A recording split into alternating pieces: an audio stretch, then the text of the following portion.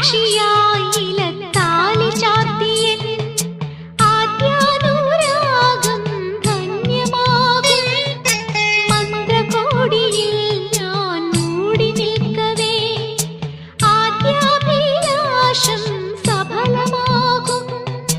നാലാളറിയെ കൈപിടിക്കും തിരുനാടകശാലയിൽ ചേർന്നു നിൽക്കും. നാലാളറിയെ കൈപിടിക്കും തിരുനാടകശാലയിൽ ചേർന്നു നിൽക്കും.